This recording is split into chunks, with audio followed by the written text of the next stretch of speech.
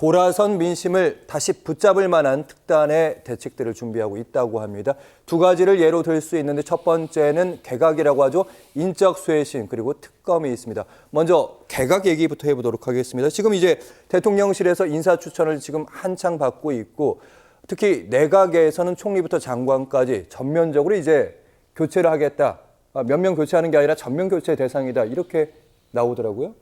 이건 좀 김칫국부터 먼저 마시는 거 아닌가 걱정이 되는데요. 예. 왜냐하면 대통령의 기자회견 이후에 국정 쇄신이라고 하는 대통령의 의지를 보여주기 위해선 한 1, 2주 안에 특히 이제 한 일주일 정도 안에 인적 쇄신 조치를 단행해야 되는 거예요.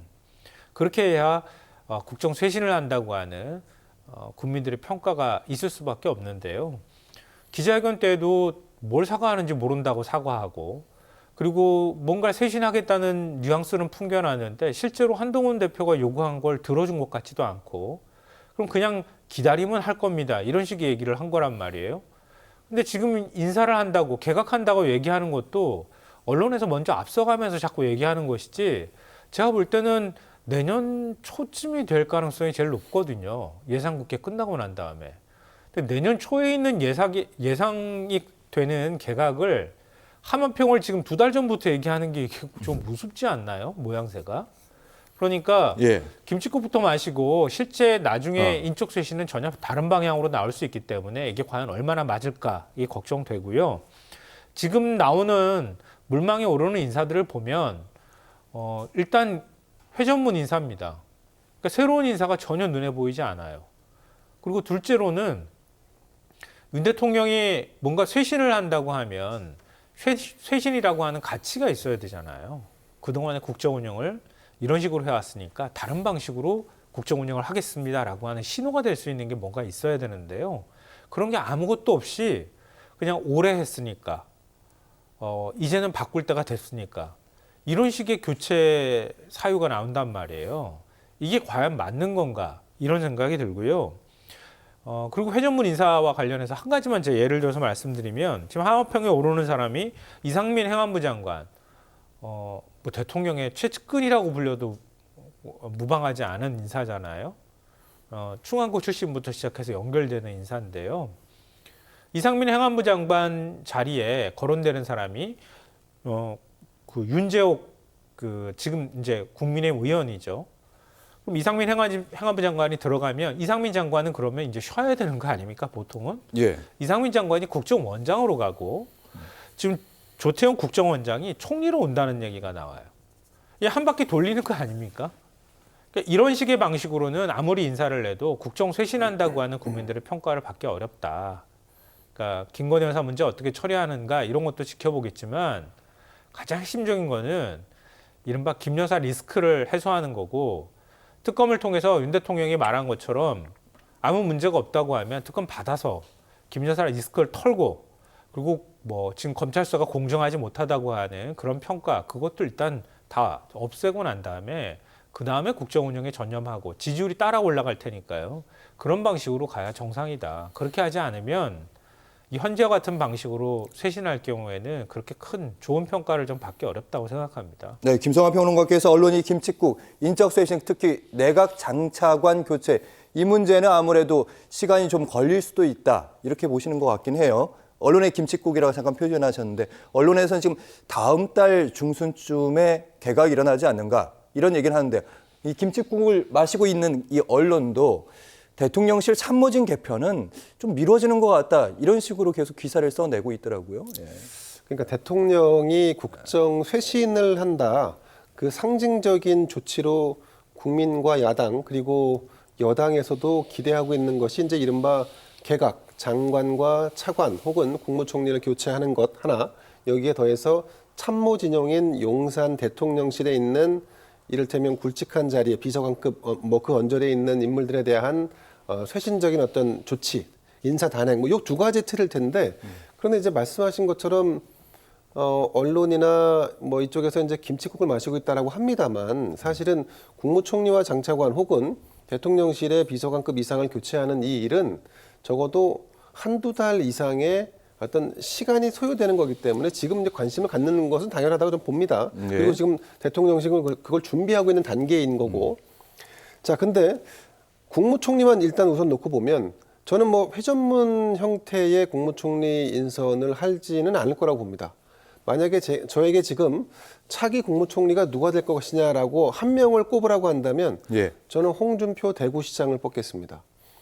지금 이제 언론의 취재라는 것이 굉장히 제한적으로 이루어져 있기 때문에 가장 무난한 인물들 중심으로 해서 국회 6선, 5선 여당의 중진들을 얘기하고 있는데 제가 볼 때 이분들은 국무총리로 아마 본인들이 나서지 않을 가능성도 있고 국무총리로 나선다 하더라도 대통령실 입장에서 현 정부가 가져갈 어떤 이득이랄까 부가적인 어떤 가치랄까 이런 부분에 대한 평가는 그리 좋지 않은 것 같습니다. 근데 왜 갑자기 홍준표냐? 왜 그러냐?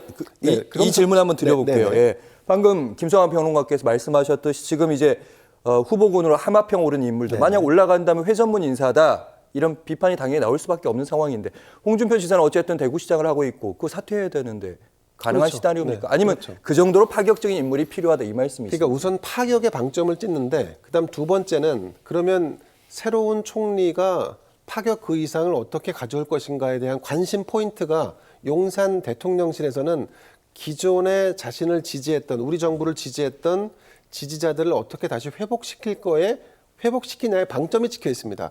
예를 들어서 현 정부가 상당한 지지율을 확보하고 있다고 한다면 새로운 교체 카드로 호남 출신의 이정현 이런 인물들이 오히려 더 적극적으로 아마 고려될 텐데 그런데 지금 상황에서는 20%를 전후한 지지율을 어떻게 회복시키고 반등시켜서 국정의 동력을 그나마 확보할 것인가에 대한 부분에서 경남지사와 대구시장 이른바 경남과 TK 영남을 다 아우를 수 있는 그런 카드로 홍준표를 거론하고 있는데 지금 이제 물밑에서 거론되니까 언론에서조차 보도가 되지 않습니다. 근데 제가 알기로는 실제로 그런 얘기들이 오가고 있습니까? 제가 알기로는 제안을 했고 홍준표 시장이 고민하고 있는 걸로 알고 있습니다. 네. 왜냐하면 제가 용산 대통령실 계시는 분들이랑 김대현 평론가도 좀 소통을 하시잖아요.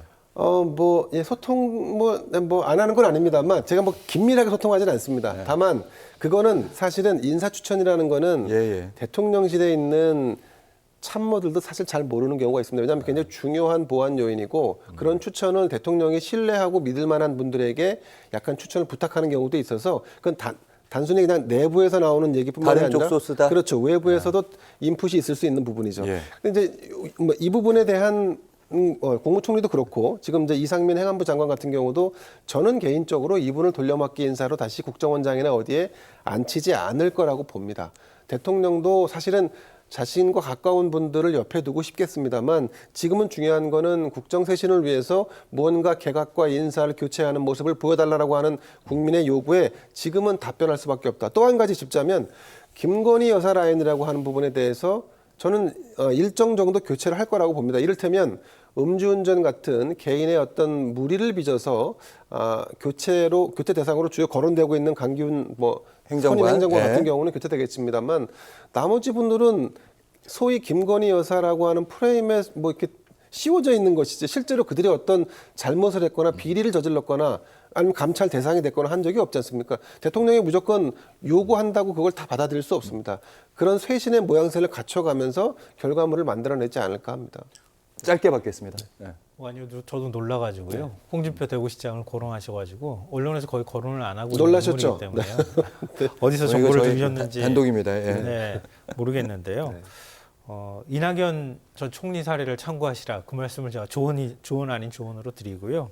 그리고 강기훈 선임행정관 모습을 보면 과연 이른바 긴거리 라인을 이번 기회에 정리할 수 있을까 이런 생각을 하는데요. 강기훈 선임행정관이 음주 단속에 걸린 게 벌써 몇 달 전이에요. 그리고 법원에서 벌금형까지 받았어요. 근데 잠깐 쉬게 하더니 다시 데리고 왔어요. 대통령실에. 그러니까 어떻게 정리하겠다는 건가? 이런 생각이 들고요. 지금 인사 라인, 그러니까 인사 쇄신하고도 아주 밀접하게 관련되어 있는데요. 도대체 이 인사 라인은 누가 짜는 건지 좀 궁금해요. 그러니까 인사수석실 산하에 또 이른바 김건희 라인이라고 분류되는 행정관 중에서 제일 핵심이라는 사람이 있는 것으로 알고 있는데요. 특정인의 이름을 거명하긴 그렇지만 그 행정관이 주도하고 있다는 얘기를 저도 듣고 있어요.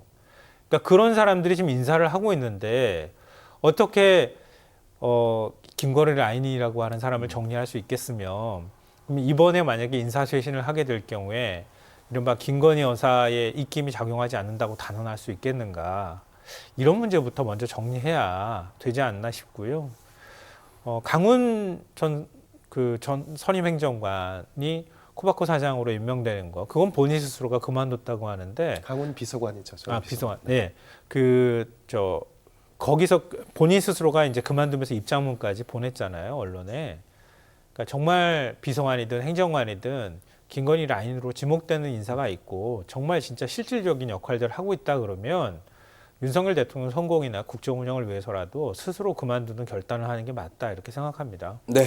근데 제가 이제 한 저희 가지만 김대현 평론가님 한 가지만 말씀드리면 정말 짧게 하셔야 됩니다. 용산에서 나온다는 어떤 이런 카더라나 이런 풍문으로 들었다는 얘기를 기정사실로 해서 평론을 하면 굉장히 좀 저는 이게 여러 가지 해야 할 말이 많은데. 근데 사실 방금 네. 김성환 평론가께서 얘기하셨던 부분은 뭐 칼럼이나 사설에서 많이 이용되는 부분이기도 근데 합니다. 이제 칼럼과 사설도 그러면 사실에 기초하느냐 진실이냐에 대한 부분은 좀 다 갈릴 수 있습니다. 예를 들어서 내가 직접 확인했느냐의 부분과 누군가로부터 전해 들은 얘기는 여기는 벌써 오염원이 들어가 있기 때문에 이제 그걸 기초로 해서 사실로 인정하고 얘기를 하면 그러면 그러니까 사실이 확인된 바 없으나 알겠습니다. 그렇게 들렸기 때문에 그걸 전제로 해서 하는 얘기는 또 다른 오염된 해설과 평론을 나올 수 있다는 점을 알겠습니다. 지적하지 않을 수 얼마나 없습니다. 대통령하고 가까운 사람한테 얘기 들었다고 해야 제 말을 믿어주시겠어요?